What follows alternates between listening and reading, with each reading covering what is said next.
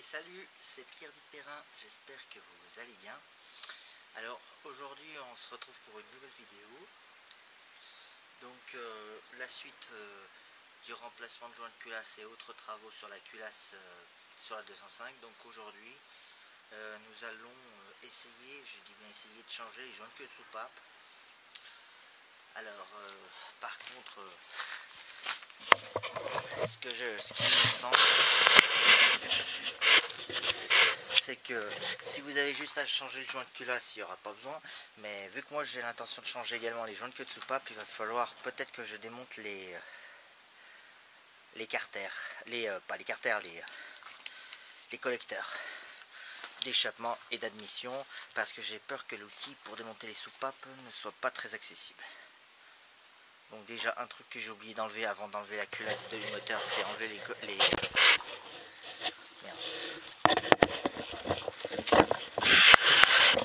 enlever le collecteur, pas le collecteur,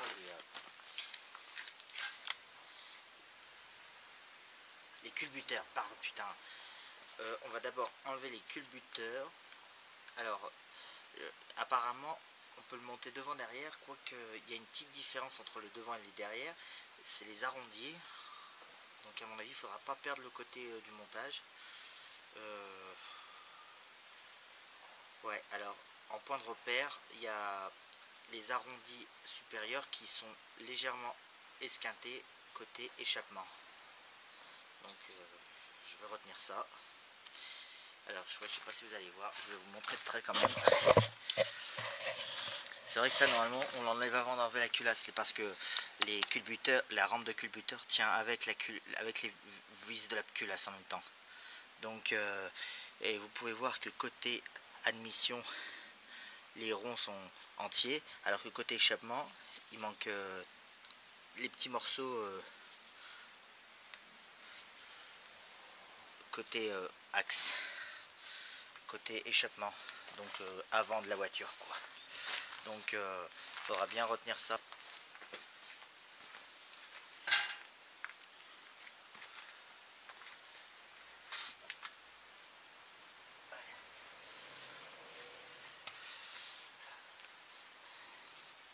À mon avis l'outil ne passera pas.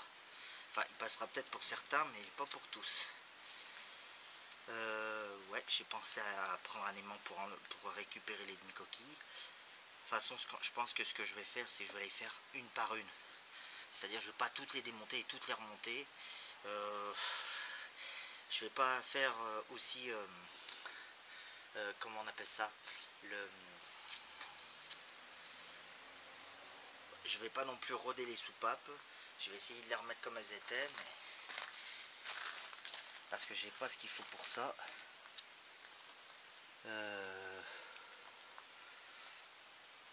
Je vais juste changer parce que de toute façon les performances sont correctes à ce moteur malgré ses défauts. Donc je pense pas que j'ai des soucis de compression. Normalement j'ai un outil pour démonter les soupapes qui est tout neuf, je viens de l'acheter pour l'occasion.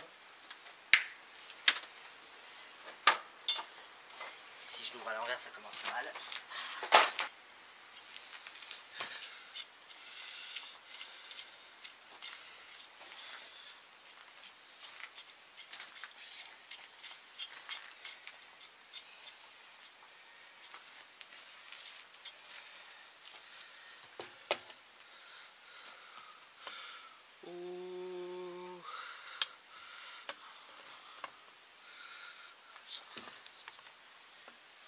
Ou peut-être, il y a peut-être juste celui-là où j'aurai du mal avec le collecteur côté échappement. Et par contre il faut que je le mette droit. Je vais commencer par tous les échappements, parce que ceux-là de toute façon, les défauts de joint de queue de soupape, c'est pas par là que ça a dû se machiner, mais au moins je vais m'entraîner sur les échappements. Alors je vais essayer.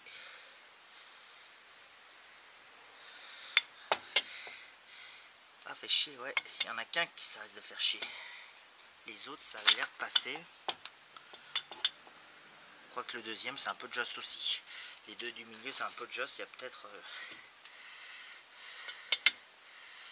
et pour les admissions, ouais si ça va faire chier. Bon ben va falloir que De toute façon, je m'en doutais un peu. Donc j'ai commandé les joints en même temps que le filtre à huile que j'avais oublié la dernière fois. J'ai également commandé, et d'ailleurs j'ai reçu une nouvelle clé dynamométrique pour resserrer la culasse, ainsi que l'autre outil parce que d'après la RTA, il faut d'abord serrer à un certain couple et après il faut serrer à un certain angle. Donc j'ai acheté les deux outils pour ça, donc j'ai oublié le nom, je vous le dirai sûrement dans la prochaine vidéo, parce que je pense que dans cette vidéo là, je vais juste vous montrer le remplacement des joints de queue de soupape. Donc malheureusement, ouais, je crois qu'il va falloir que je les enlève les collecteurs. Bon allez, de toute façon, je suis sûr qu'ils vont me gêner, donc je vais enlever les collecteurs, ce sera fait. Par contre, je vais poser la culasse de façon, parce que là, elle en appuie dessus. Voilà, comme ça. Au moins, elle n'est pas en appui sur l'échappement. On verra l'admission après. Donc, c'est du 13. J'espère juste qu'elles vont pas casser. Oh non, oh putain, elle vient même trop facilement. Enfin, celle-là, elle est venue trop facilement. À mon goût. Pour un écrou d'échappement.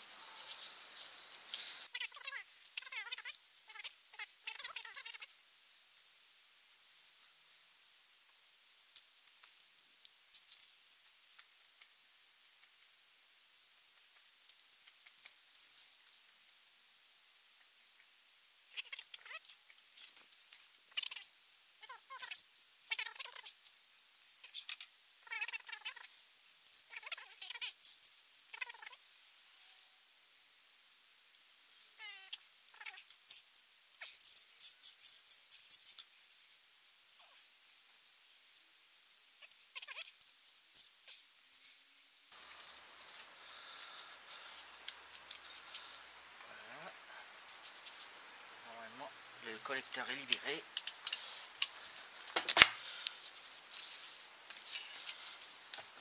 Et il se décolle facilement, ça va.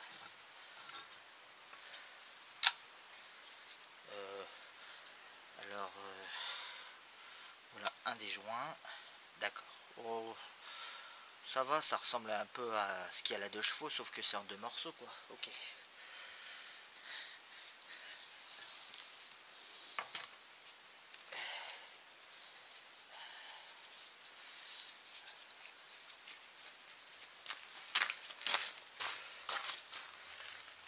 Voilà. Encore un peu.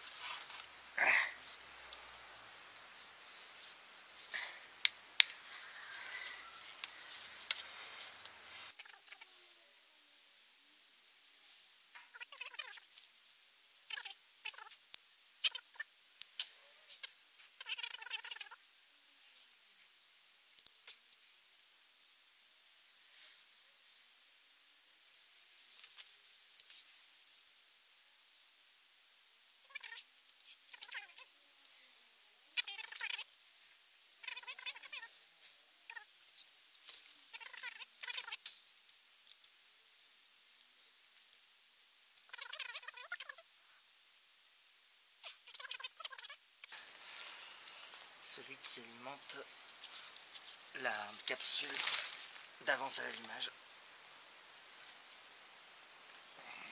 Qui veut pas, putain de merde.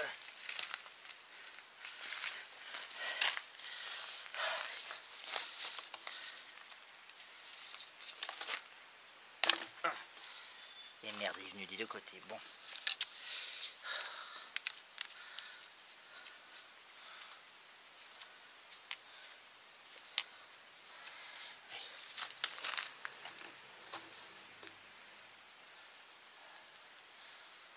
Ah bah oui, il y a la tuyau d'essence aussi, oui, pardon.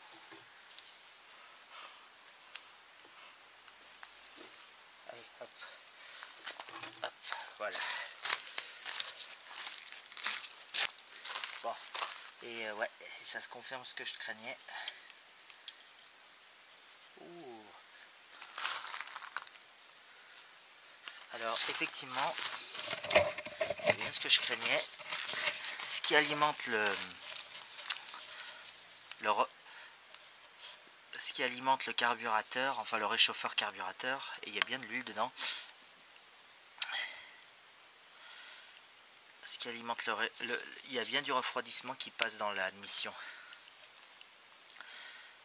C'est pour ça que j'ai une sortie pour aller ensuite dans le carburateur. Ok.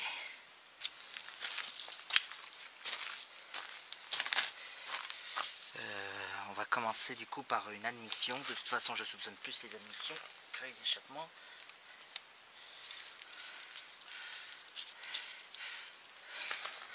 Alors,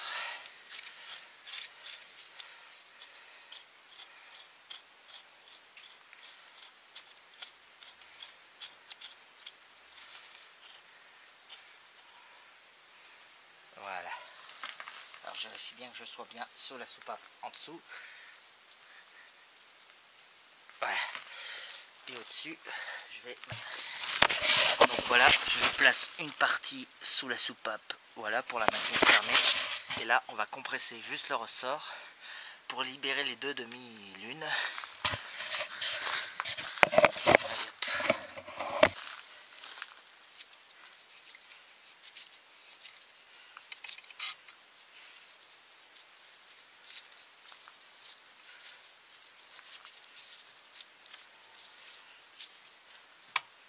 Oh putain, si ça glisse, ça va pas le faire.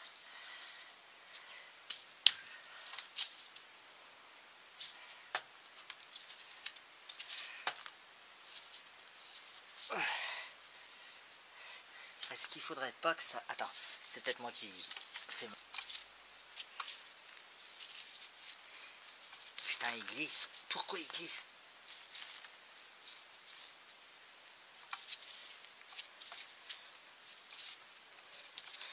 Ah putain.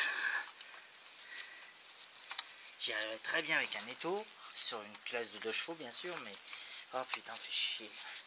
Parce que mes trucs sont trop petits, tu vas me dire. Oh putain, mais c'est pas vrai, c'est que pour des classes de moto quoi ce kit. Parce qu'il me semble que même la 2 chevaux c'est plus gros que ça.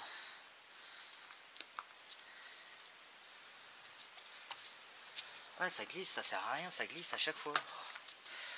Oh putain, fait chier. Oh putain, je vais pas être coincé. Je vais pas rester coincé là-dessus quand même. Ou alors faudrait que je vois s'il n'y a pas d'autres douilles. Ah, fait chier.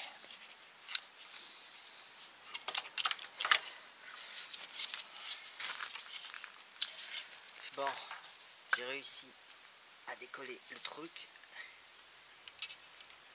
J'essaie de choper.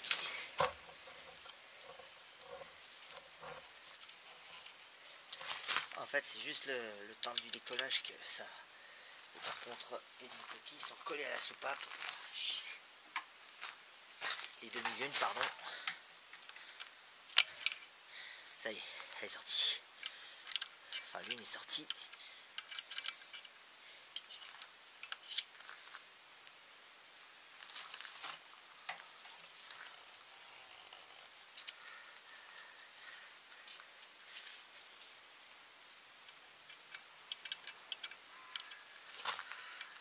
Et l'aimant ne veut pas me les choper. Putain, c'est quoi cette connerie?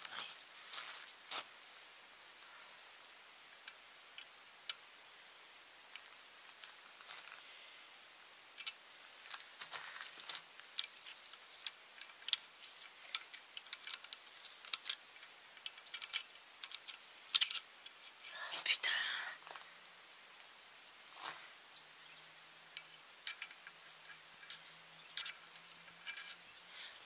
Elle est tombée dans la culasse, mais ça va, je l'ai chopé. Enfin, j'en ai chopé une sur les deux.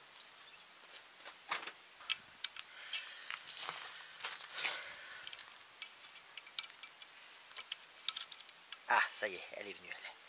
Voilà, avec les mots. Bon.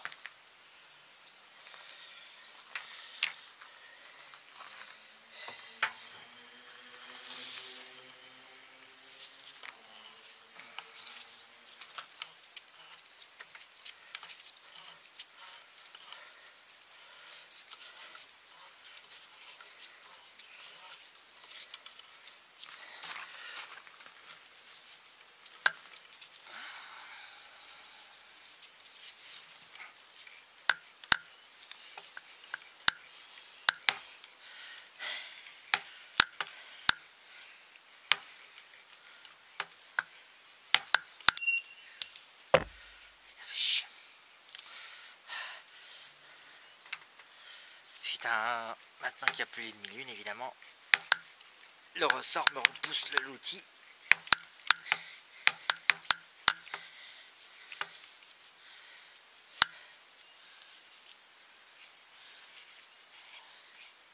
Allez, hop.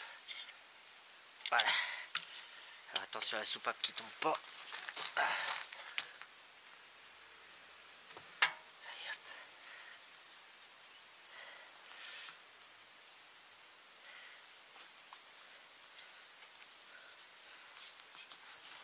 Déjà, bonne nouvelle, il n'y a pas de jeu dans l'axe.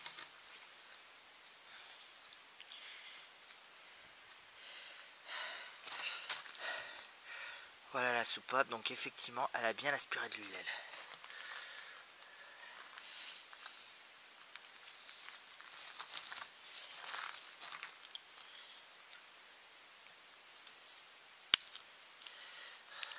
Ah ouais, mais le jaune de soupape est complètement dur. Ah ouais, il est cassant, il est complètement raide.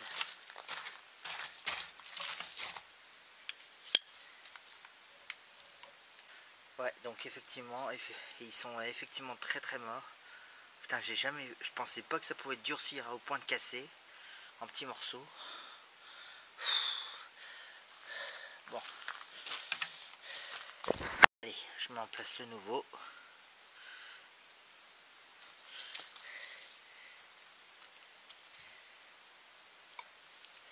Alors par contre, il faut que je trouve quelque chose pour taper qui s'enfonce bien.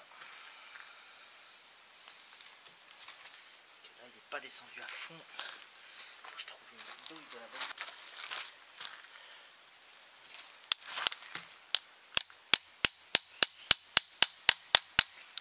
Là, parfait.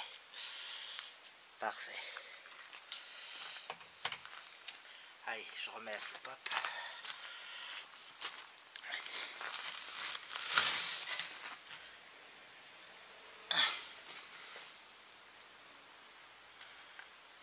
Le guide n'a pas de jeu. Allez, parfait. Et en plus, elle tient tout seul. Voilà. Bon, j'en ai déjà fait un. Enfin, déjà. J'en ai que fait un, je devrais dire plutôt. Alors par contre, attends. Je vois que le ressort cassé restait dedans. Voilà. Mais il a complètement durci. J'ai jamais vu ça en même temps. J'ai fait des joints de soupape de 2 chevaux jusqu'à présent.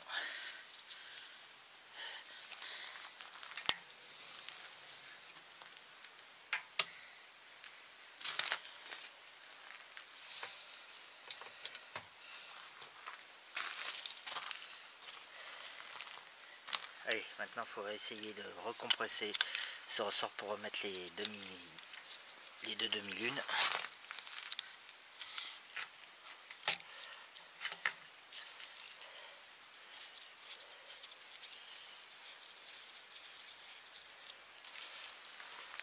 Merde, je l'ai mis à l'envers. Oh putain, mais quel con.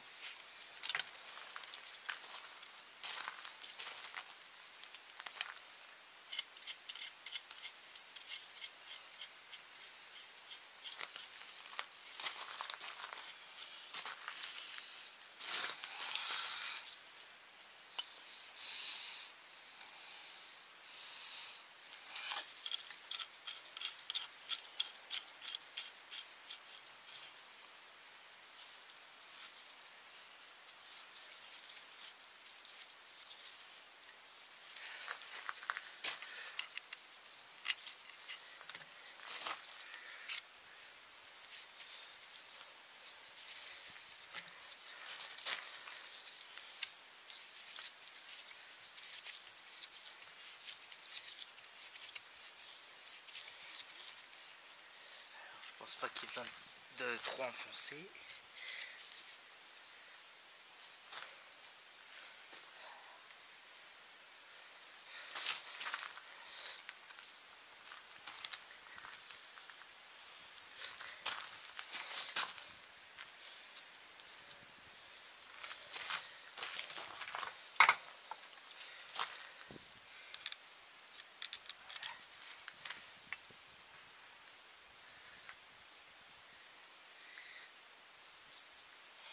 Donc évidemment la pointe de demi-lune au fond.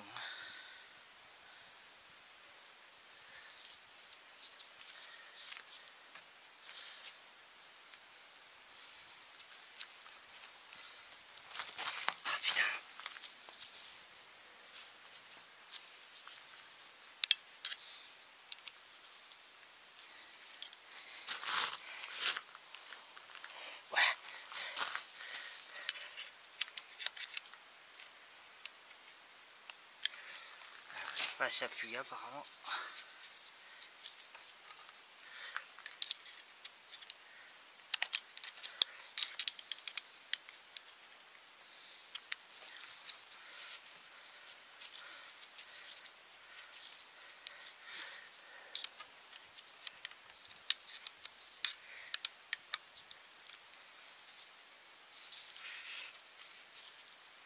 Voilà, c'était bon.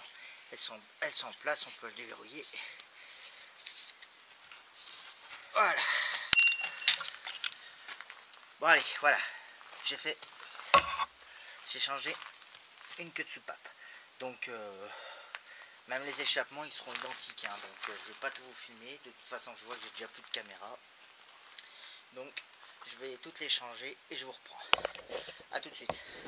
Bon allez, on est quelques jours plus tard, j'ai reçu mes derniers joints dont j'avais besoin pour les collecteurs, donc je vais finir de nettoyer la culasse, enfin je vais juste nettoyer ce qu'il faut, le plus urgent. Par contre, j'ai une bonne nouvelle pour moi, c'est je reprends le boulot lundi et là on est vendredi, donc faut absolument que je termine la 205 aujourd'hui. Donc excusez-moi si je saute des étapes, je vais surtout, je pense, au remontage vous filmer ce qui semble important, style le serrage de la culasse ou le remontage de la distribution, peut-être quelques bricoles. Il faut aussi que je change le galet, avant de remettre la culasse, il faut aussi que je change le galet tondeur et la pompe à eau. Je pense que ce sera plus pratique tant que la culasse est déposée. Enfin voilà, je vous filmerai surtout ce qui est important. Déjà ça évitera de faire une vidéo trop longue, et de deux, faut absolument que j'avance. Je serai plus concentré, je pense, sans caméra. Bon allez, je vous reprends.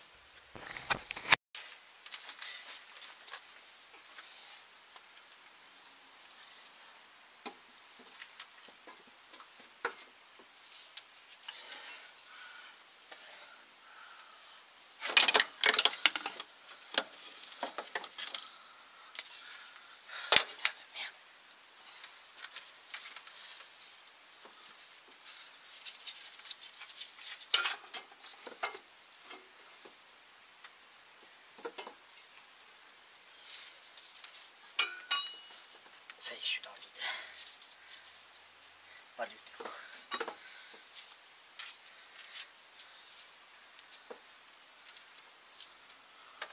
Bon écoutez, je rapproche les boulons, je vous reprends au moment du serrage. Bon, j'ai failli faire une grosse boulette, il faut contrôler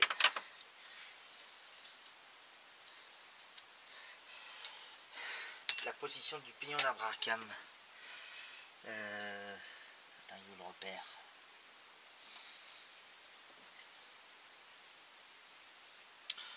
Donc soit vous mettez soit vous avez mis le moteur au pigeage,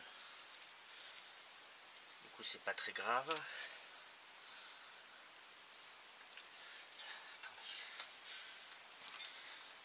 Moi je vais simplement regarder avec les repères de la distribution.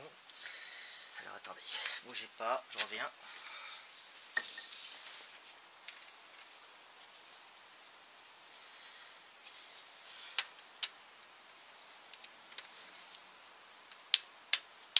D'accord.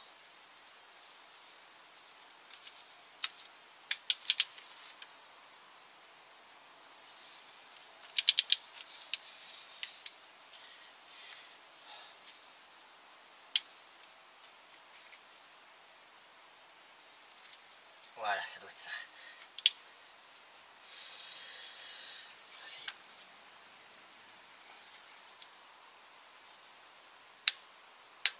D'accord, c'est ça, 2 décanewtons. Ok, c'est pas très fort, effectivement.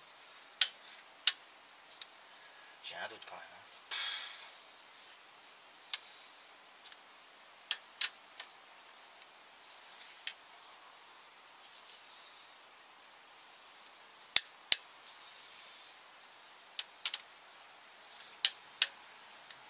Ah, elle était déjà.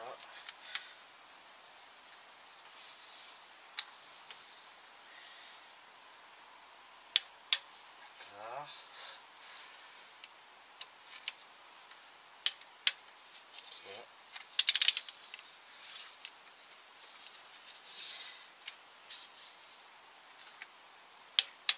Alors, en fait, fallait pas serrer fort, quoi.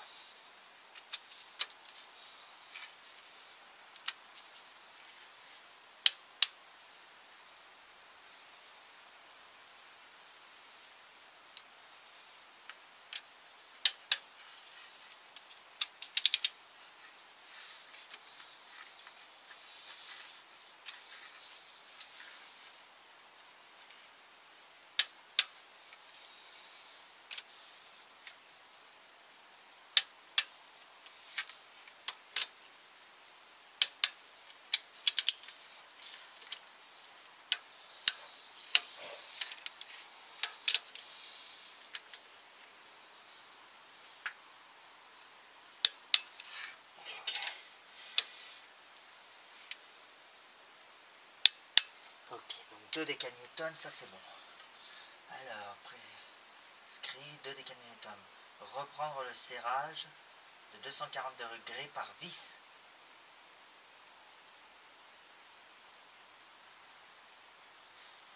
Déjà?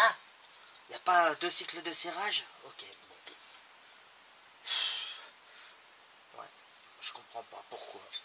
Bon bah là, il faut l'autre outil, le truc angulaire là. Allez, hop. Alors, si j'ai bien compris comment marche ce truc, il faut le positionner de façon à ce que... merde, ça sera mieux avec la douille. D'abord, donc on met la douille, on met ça.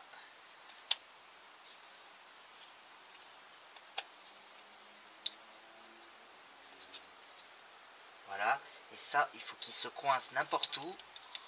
Il faut pas, pour éviter que ça tourne quand on serre. Et lui, il faut le régler sur 0 ensuite. Alors, par contre, ça, faut le serrer, faut pas que ça tourne. Oui, bah attends, est-ce que c'est bien là qu'il faut le mettre? Parce que je trouve qu'il tourne trop facilement.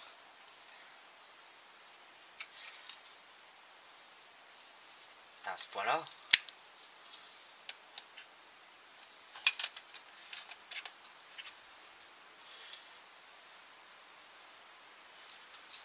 Là, 0.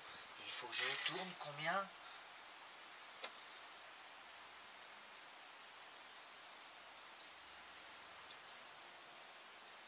« 240.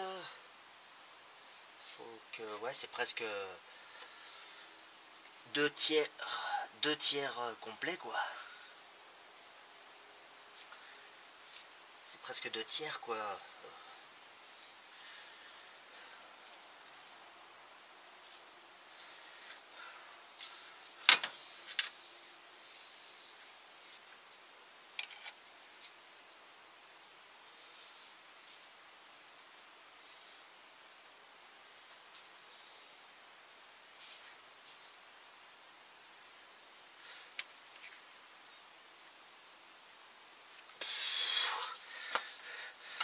Ok, ça a l'air de marcher. L'autre ne bouge pas. 200 combien, déjà?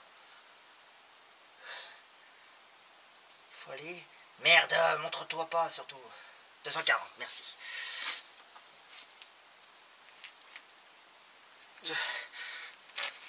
Putain, faut serrer fort quand même. 210. 230. 225 plutôt. Essayons avec la...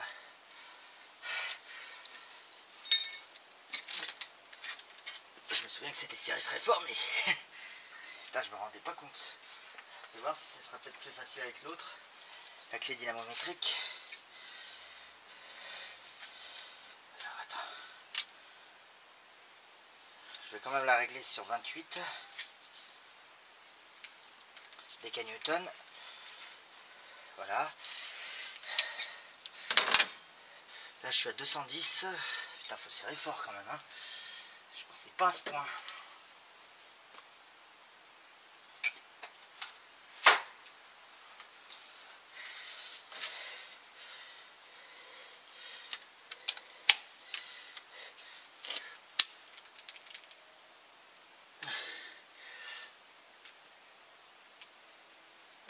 J'y suis.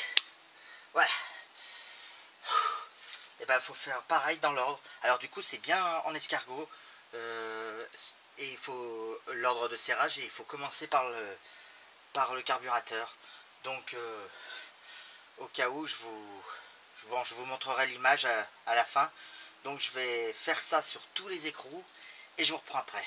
Allez, à tout de suite. Bon allez, je vais essayer de vous filmer les deux dernières de près. Allez, donc ça vous le coincez n'importe où du moment que ça tourne, que ça empêche de tourner, que ça empêche le mécanisme de tourner pendant qu'on serre. Voilà, lui vous le remettez à 0. Voilà, bien sur le 0. Voilà.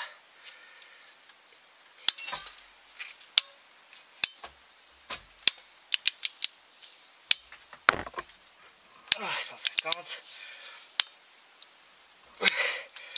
210, 240. Putain. Putain, c'est la deuxième dans le truc qui foire. Putain, la deuxième tête dans la tête qui foire. Pile poil juste avant le 240. Comme quoi, c'est vraiment de la merde ces vis là. Putain, je préférais ce qu'il y avait à l'origine. Hein. Putain, pourquoi ils ont été mettre des machins plus petits? Je peux... Parce que déjà, il faut serrer à 240, il faut le faire quand même. Hein.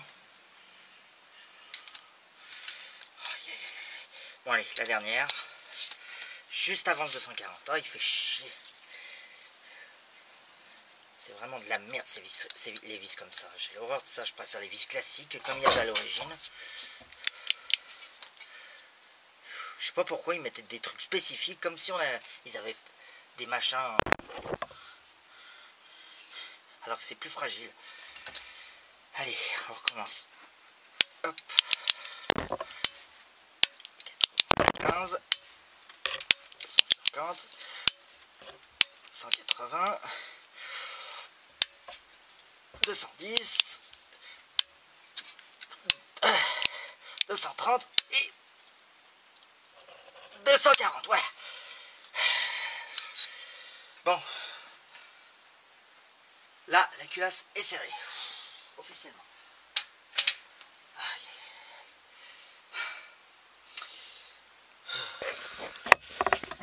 Donc je vous filme l'ordre de serrage si ça vous intéresse, mais c'est vraiment un serrage à escargot et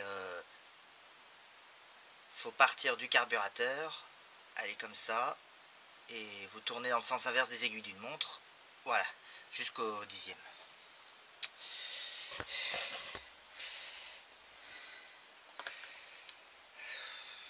Il y a deux vis qui a cassé, la deuxième et l'avant-dernière, et la 9e. Et juste avant le 240, les deux. Bah après ils disent, après le serrage à 240 degrés, posez la courroie de distribution. Et posez la tubulure d'échappement. Bon. Oh putain, en parlant de la tubulure d'échappement, j'ai oublié de remettre ce saleté de joint et de défaire son support en dessous. Oh connard, c'est ça qui coinçait tout à l'heure, ok. Bon, c'est pas grave, je sais ce qui le décoincerait. Mais bon, pour l'instant, courroie de distribution. Allez, hop. Mais un bon conseil, prenez plutôt des vis à tête comme ça plutôt que des vis à tête comme ça, hein, parce que ça, à mon avis, c'est plus solide. Parce que j'en ai foiré deux. Bon, je les ai foirés presque à 240 les deux. Donc, j'y peux rien, hein, j'ai acheté de la merde. Enfin bref, j'ai pas fait gaffe à la tête, je suis sûr que c'est même pas indiqué le type de tête. Bon allez, distribution. Je vais chercher la nouvelle, je vais virer la vieille, par contre j'ai remis la vieille pour être sûr de l'emplacement du truc.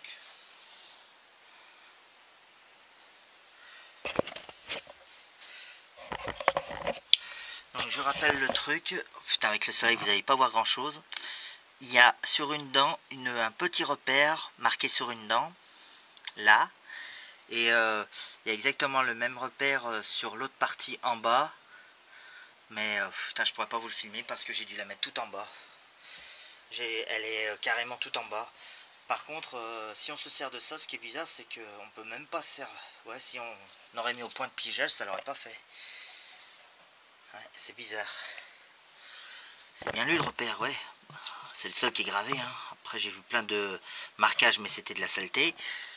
Bon, on vérifie bien qu'il n'y a rien qui coince dans les roues.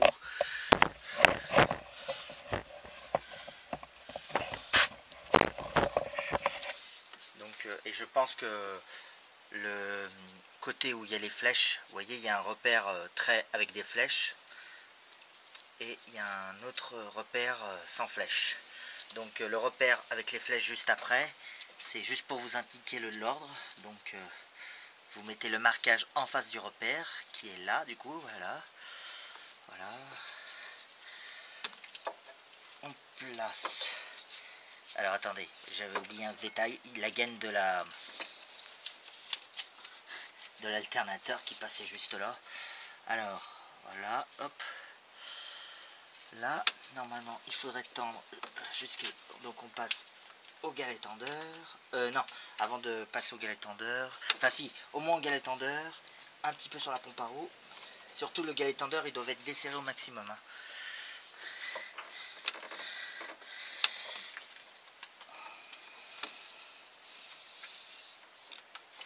Ouais, non, ce que je vais faire, c'est que je vais commencer par le bas parce que le bas c'est plus chiant. Mais je sais pas si je vais arriver à vous filmer. Ou pire, je vais essayer de vous filmer avec le portable. Je reviens. Bon, je vous filme avec le portable parce que je suis pas sûr que vous allez voir.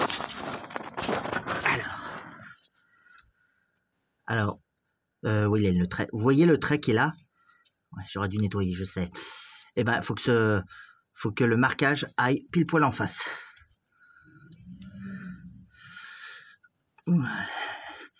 Là, voilà, ça y est. Il a failli se décaler. Donc voilà. Donc là, vous voyez, le marquage est bien en face du trait. Donc en bas, il est en place. Enfin, j'espère qu'il va y rester. Je vais recontrôler une fois que j'aurai bien remis le tout en place. Sinon, il va falloir recommencer jusqu'à ce que les deux traits soient bien à leur place. Je remontre au cas où avec le portable si on voit mal avec l'autre caméra. Ouais, parce que le repère, il n'est pas trop évident à voir. Vous voyez, c'est un espèce de petit carré là. Voilà, donc pareil, le repère du haut. Je suis en train d'essayer de tendre la poulie tendeur. C'est pas évident parce que j'ai rien pour me donner une comparaison. Donc je vais me contenter de faire comme je sais faire. Donc,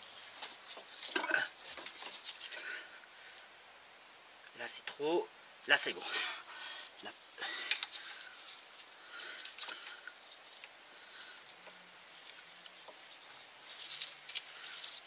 Oh putain. Et lui, qu'est-ce que... Là. Allez, bloque-toi.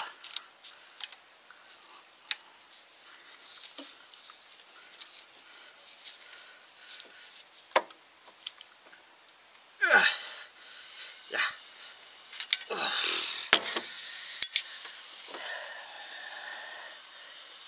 Un bon quart de tour. Ouais, c'est bon. Allez hop. Qu'on peut le tordre. Normalement, c'est ce qu'il faut. Enfin, en tout cas, c'est ce que j'avais constaté juste avant. Bon, j'ai remis de l'eau aussi dans le vase d'expansion. Alors, pour l'instant, je garde celui-là le temps des essais, mais je pense qu'après, je remettrai celui d'origine.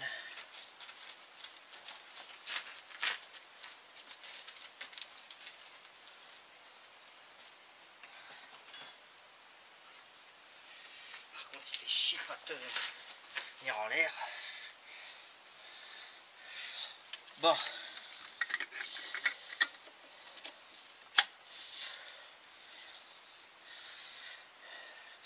Ce que je vais faire maintenant, c'est quelques tours complets du moteur pour voir si tout va bien, qu'il n'y a rien qui coince. Je vais faire au moins 2 tours de moteur.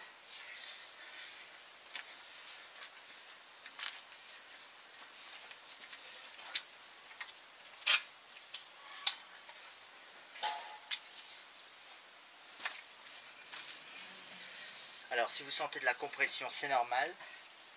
Ce qu'il faut, c'est pas que vous sentez de point dur, que d'un coup ça devient dur. Si c'est progressif à cause de la compression, c'est pas grave. Vous devrez ressentir normalement 4 fois la compression. D'ailleurs, si vous ne ressentez pas les 4 fois, à chaque demi-tour de vilebrequin, c'est que il y a un des cylindres qui est mal, qui est pas étanche.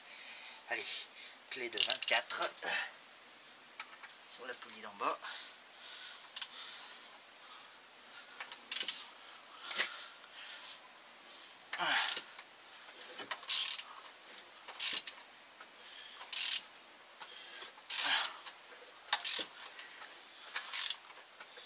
Je sens la deuxième compression, parfait. Hop.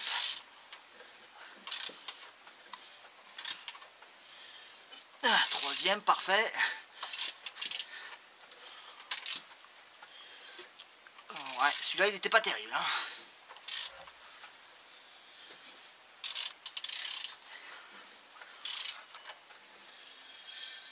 Allez, un deuxième tour.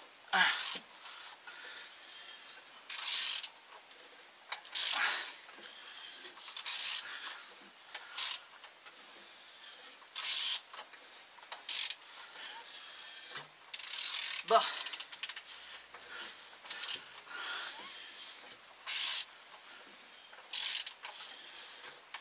Bon, écoutez, pour moi, il n'y a rien qui coince, donc c'est déjà ça. Malheureusement, on ne peut plus revérifier le serrage, c'était avant que ça allait le faire.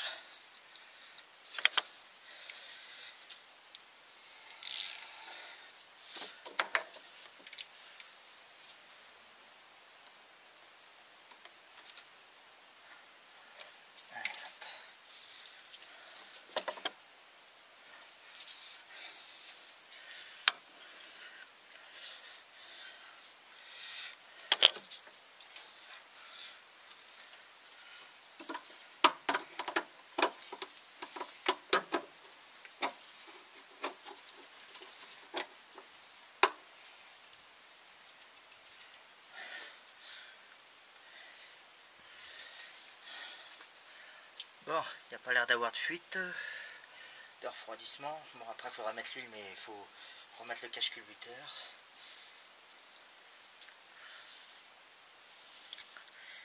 Ainsi que, après pour les sèches, je suis pas obligé de remettre tous les caches distrib en place. Faut que je rebranche toute l'allumage à droite.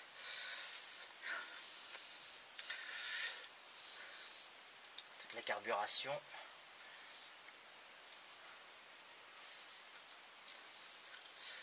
Mais bon, pour moi, tout est ok. Bon, allez, je fais une pause. Bon, ce que je vais essayer de faire, là j'ai normalement rebranché un minimum, l'échappement, l'essence, etc. etc. Il n'y a plus qu'à rebrancher la batterie. Je vais, je pense, faire un petit essai moteur. J'ai aussi rebranché le câble de starter, j'ai remis de l'huile, le niveau d'eau normalement est correct. Enfin bon, je rappelle que c'est pas le vase d'expansion d'origine. Mais bon, pour le premier test, ça fera l'affaire. Si tout va bien, je remettrai celui d'origine. Allez. Allez.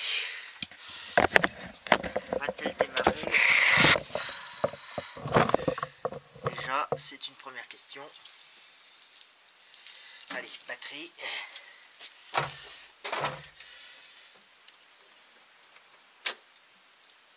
J'ai au moins rebranché le câble de starter, j'ai aussi remis la courroie d'accessoires, retendu l'alternateur, etc. Il n'y a juste pas de filtre à air. Allez.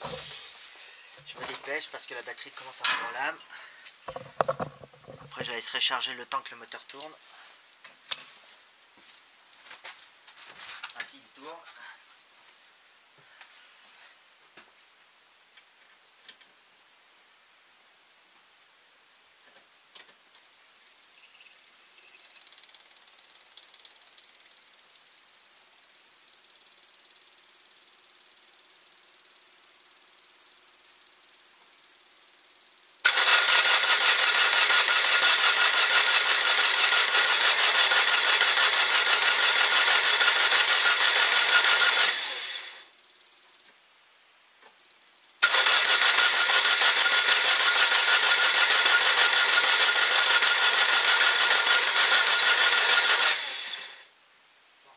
Ça marche pas. Allez.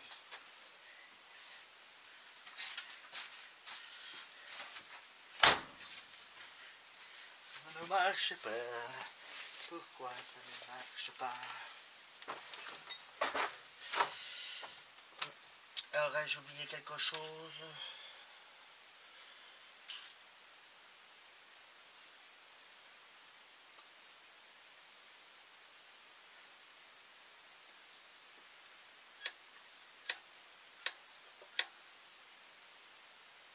Il fallait donner des coups de pédale. C'est vrai que j'ai pas rebranché l'accélérateur, j'ai juste rebranché le starter. Les prises d'air, non, tout ce qui est prise d'air c'est bon.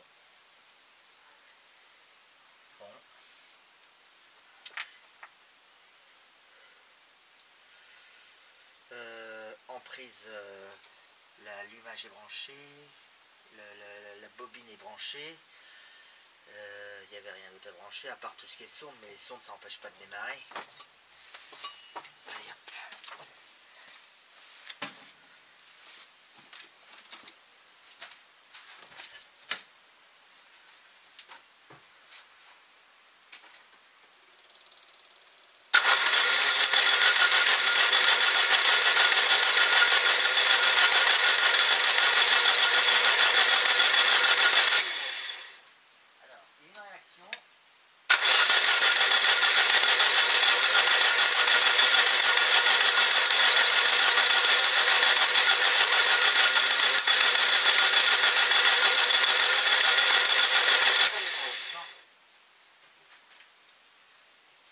Je vais essayer de rebrancher l'accélérateur pour pouvoir accélérer en même temps parce qu'il y a eu des petits pétaradages, mais apparemment ça suffit pas.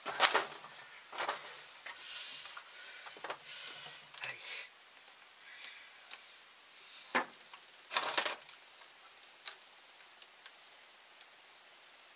On va pas me la noyer toi, putain j'ai pas plus contact. Quel con.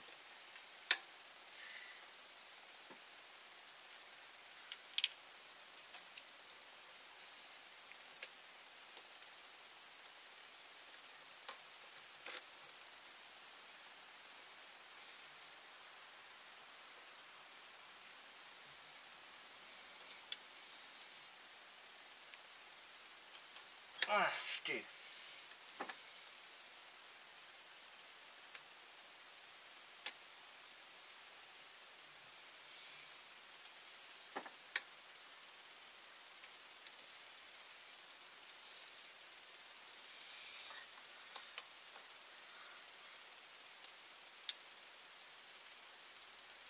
Allez, vite, parce que sinon ça va se noyer, parce que j'ai pas coupé le contact et la pompe elle continue à tourner.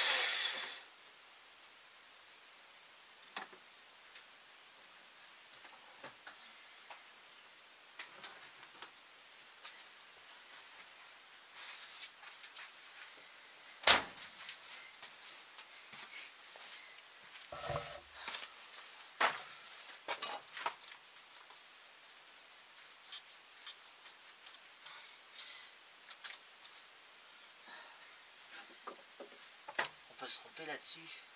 Non, il y a un détrompeur. Non, je me suis pas trompé dans ce sens.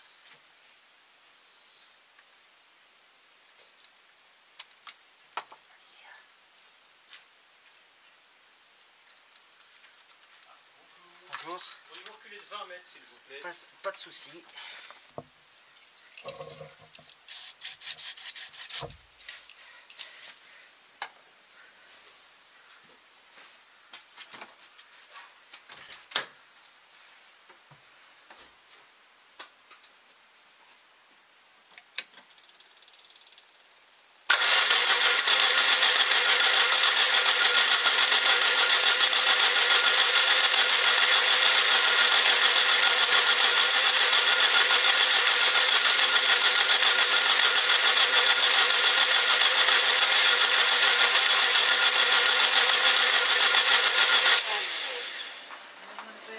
Pas carburé dans le vieux.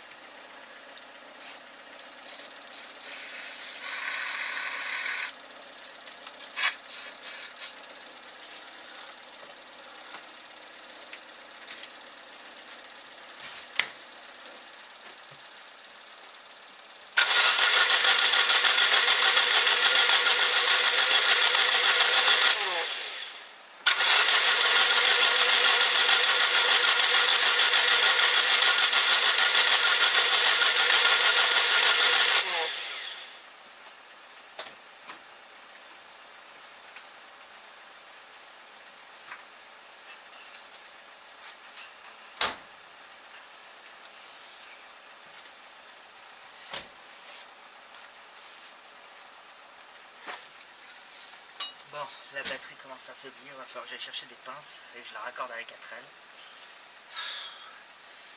Alors pour le coup je vois pas ce qui va pas. Est-ce que c'est parce que ça étouffe pas à 7 comme il n'y a pas le filtre à air?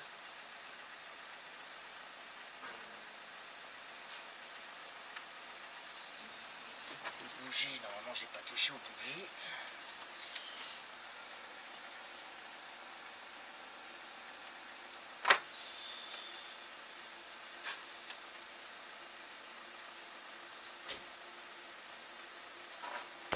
Bon les amis, nous sommes au lendemain. Hier j'avais essayé avec la 4L sans résultat.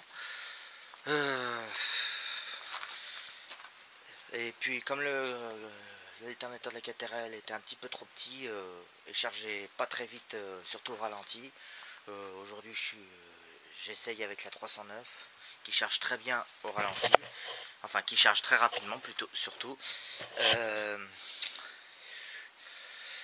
Bon, ben, pour moi c'est un échec. Après j'ai plus l'impression que c'est des problèmes d'allumage, mais pourtant parce qu'il n'y a il n'y a eu aucun pétaradage, il y a juste une petite explosion au début. Donc est-ce qu'elle se noie trop rapidement parce qu'elle tourne à l'éthanol? On va aller voir. La Super 5, elle tourne à l'éthanol et je veux bien qu'il fasse froid, mais la Super 5 d'habitude tourne très bien. Et elle aussi, avant que je l'arrête, elle finissait par démarrer. Enfin, avant que je fasse les travaux. Après, elle était un peu dopée par l'huile, on va dire. Mais là, pour le coup, ouais, je sais pas. Après, est-ce que c'est pas un problème d'allumage? Je pense pas, parce que j'ai branché ma lampe stroboscopique pour voir si elle réagit pendant que j'actionne le démarreur. Et ben oui, elle réagit. Donc, si ma lampe stroboscopique réagit, c'est qu'il y a de l'allumage.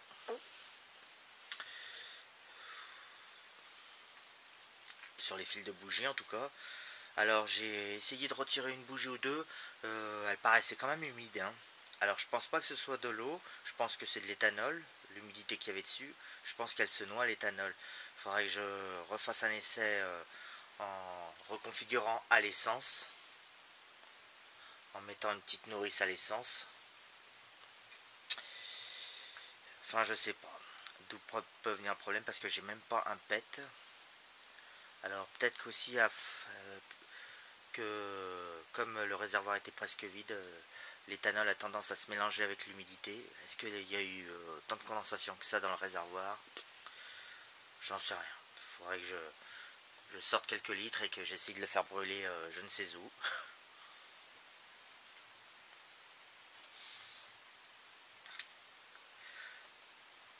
Mais bon, je vais faire le prochain coup, j'essaierai de tester avec une nourrice d'essence. Euh,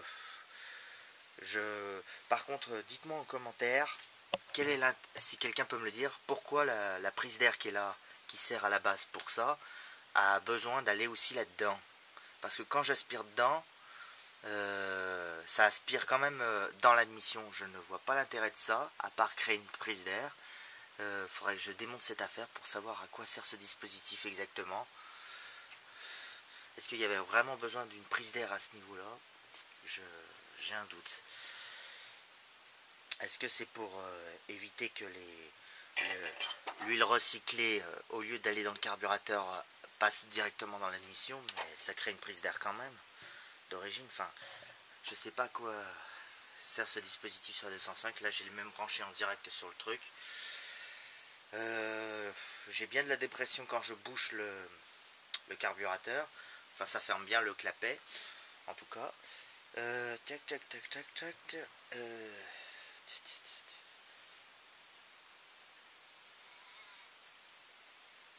Ça, après, j'ai pas vérifié la capsule anti-retour. Mais bon, même en créant une dépression volontairement, il n'y a pas eu une réaction.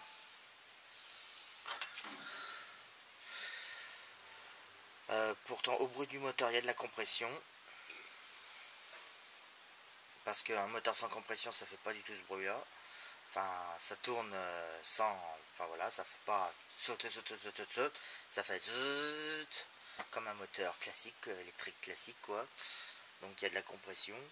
Et même s'il n'y en a pas assez, que je peux comprendre parce qu'il faut le temps que ça se rôde, mais il faut aussi que ça démarre. Mais là, il n'y a même pas un pétaradage, ou alors une fois de temps en temps, mais pas beaucoup. Donc soit j'ai un problème d'allumage, j'ai même essayé avec un autre module d'allumage au cas où.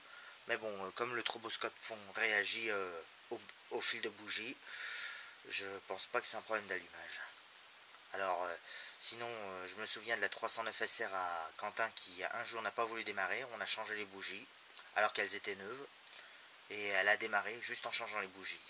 Donc, est-ce qu'il faudrait pas changer les bougies? Est-ce qu'il n'y a pas un truc qu'elles n'ont pas aimé quand j'ai fait les travaux? J'en sais rien. Enfin, les 4 d'un coup, quand même, ça m'étonne. Bon, allez, aujourd'hui, j'ai d'autres travaux à faire. Enfin, pas mécanique, mais pour ce week-end, je vais profiter de mon dernier week-end. Tant pis, hein, elle restera là le temps qu'il faudra. De toute façon, pour moi, c'est un échec. Est-ce qu'il y a une manip que j'ai pas fait? Enfin, en tout cas, en 24 heures, l'eau n'est pas descendue, l'huile n'est pas remontée, et il n'y a toujours que de l'huile dans le truc.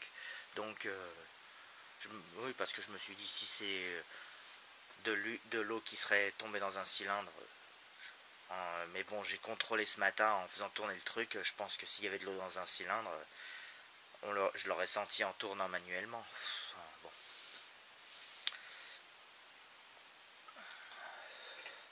Parce que c'est vrai que c'est un coup à couler une bielle, mais il n'y a pas le... Enfin, je sais pas comment on sent qu'on a coulé une bielle, mais je pense pas quand même. Enfin, en tout cas, il n'y a pas un moment où le moteur a forcé. Hein.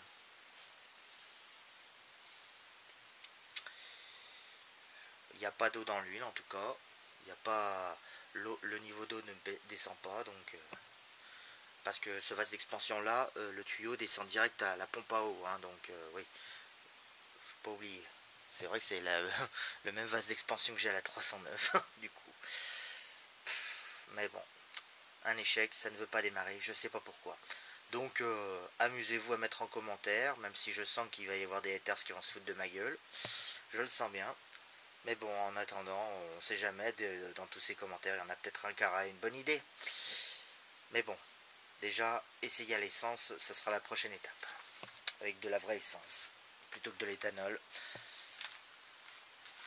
Ouais, parce que j'ai pas essayé la Super 5 depuis une semaine. Je vais la prendre tout à l'heure, je pense. Donc je verrai bien si elle démarre ou pas. Parce que si ça vient de l'éthanol, ça m'étonnerait quand même. On va essayer avec une nourrice et du samplon, en gardant les gicleurs que j'ai mis pour l'éthanol, mais bon, tant pis. Au moins pour un premier démarrage, parce que là, j'ai même pas j'ai juste un pet de temps en temps, mais même pas. Mais dans un cylindre, j'ai même pas un pétardage qui remonte dedans le carburateur, comme ça peut arriver quand, par exemple, les soupapes sont pas étanches. Donc je sais pas ce qu'il y a. Alors, dans le pire des cas, c'est parce qu'il y a de l'eau qui a condensé dans le réservoir et s'est mélangé à l'éthanol. Si c'est que ça, tant mieux. Mais même en injectant du nettoyant frein, il n'y a pas de réaction. Donc, je pense pas que l'essence aurait changé grand chose parce que le nettoyant frein, c'est un peu comme ça brûle un peu comme de l'essence. Hein. Je sais pas quel type d'octane il y a là-dedans, mais ça m'étonnerait que ça soit indiqué dessus. Même si, parce qu'à la base, ça sert pas du tout à ça. Et du Star Pilote, j'en ai pas. Je peux aussi essayer au Star Pilote, mais pour essayer au Star Pilote, il faudrait être 2. Et moi, je suis tout seul. Enfin bon, allez. C'est un échec. Je pense que ce sera le titre de la vidéo, tant pis.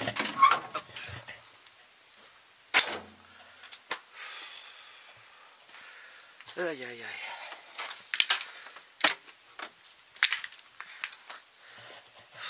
Bon ben, mettez un gros pouce bleu si la vidéo vous a plu, un commentaire pour me dire ce que vous en pensez.